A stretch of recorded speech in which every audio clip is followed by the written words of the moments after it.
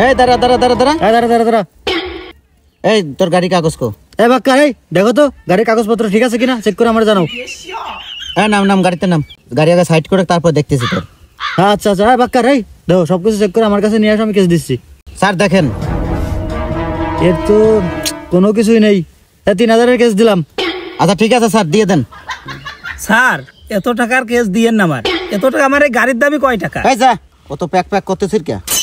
গাড়ি কাগজ নিয়ে এসে গাড়ি নিয়ে যাই যা।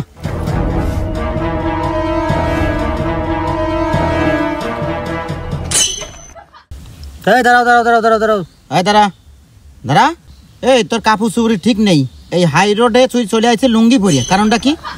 এই বাক্কার দেখো তো কাগজপাতি ঠিক আছে নাই, ঠিক তাহলে ছেড়ে দাও, নাহলে কেস দেবো। স্যার স্যার আমি এলাম চন্ডিখালির সমন্বয়ক, আমারও সবাই চেনে। এনেন এনেন স্যার, এই নাস্তা পানি নিয়েন, নাস্তা পানি করেন। ঠিক আছে স্যার। আহা, এ আবার কি দরকার? আচ্ছা ঠিক আছে, যা যা যা যা যা যা যা, তাড়াতাড়ি যা। স্যার ও ছাড়িয়ে দিলেন, আমারও ছাড়িয়ে দেন স্যার। এই তুই বেশি কথা কইস নি, তোর বন্ধু টন্ধুর কাছে ফোন দে, টাকা দিয়ে তারপরে চলে যাবেন যা, না দাঁড়াইয়েই রয়েছে। অনুমোদনহীন গাড়ি রাস্তায় চালানো অবৈধ এবং দণ্ডনীয় অপরাধ।